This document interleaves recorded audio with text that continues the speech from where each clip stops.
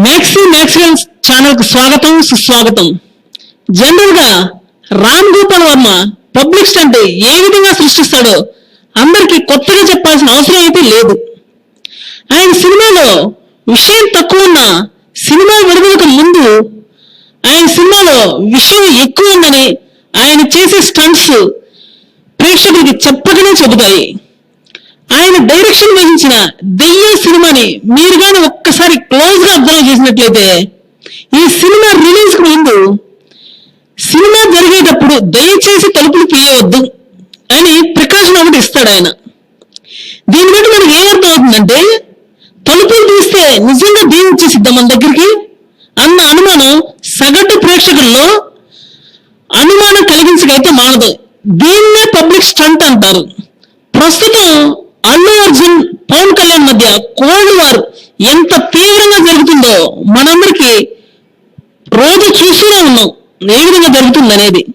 అయితే మొన్న కాటమరాయుడికి డిస్లైక్స్ వస్తే ఇప్పుడు డీజే దువ్వాడ జగన్నాథంకి డిస్లైక్స్ వచ్చాయి. అయితే ఇది అసలు నిజంగా రియల్ గా జరుగుతుందా లేకపోతే ఇది ఒక పబ్లిక్ స్టంటా అన్నది మాత్రం ఎవరికీ అర్థం కాని శేష ప్రశ్నగా మిగిలిపోయింది. అంటే ఒక సినిమాని హైప్ చేయడానికి ఈ విధంగా ఫ్యాన్స్ కానీ ప్రేక్షకులు కానీ ఇంకెవరైనా ప్రత్యేకంగా పనిగట్టుకొని మరి ఆ వీడియోని ఓపెన్ చేసి అది చూసి తర్వాత దాన్ని లైక్ చేయడం కానీ డిస్లైక్ చేయడం కానీ జరుగుతుందా అసలు, లేకపోతే నిజంగానే అది పాజిటివ్ రెస్పాన్స్ వచ్చి ఈ వీడియో నచ్చకనో ట్రైలర్ నచ్చకనో ఈ విధంగా చేస్తున్నారు అన్నది ఇంతవరకు ఎవరికి తెలియని విషయం. వాస్తవంగా చెప్పాలంటే ఒక వీడియోకి లైక్స్ వచ్చినా డిస్లైక్స్ వచ్చినా పోయేది పెద్దగా ఏమి ఉండదు. కానీ ఇది ఒక పబ్లిక్ స్టంట్ గా మార్చేందుకు మాత్రం ఈ ప్రయత్నాలు జరుగుతున్నాయని టాలీవుడ్ లో రీసెంట్ గా ఒక సమాచారం అయితే చక్కర్లు కొడుతుంది. ఇది ఎంతవరకు నిజం అన్నది మనకైతే తెలియదు.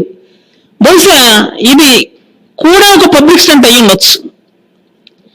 నా సరికొత్త వీడియోలు అప్డేట్ చేయాలంటే నా ఛానల్ను సబ్స్క్రైబ్ చేయండి.